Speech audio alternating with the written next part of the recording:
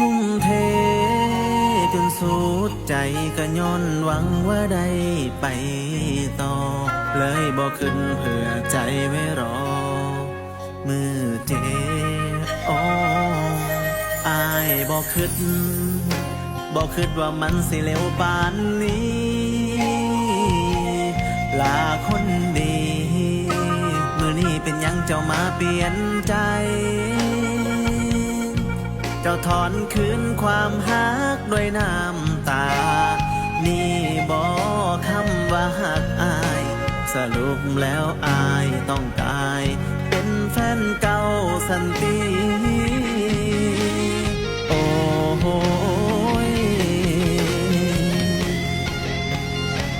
มันเหลือใจกับความหักแทนอักเจ็บคักปากยังบอ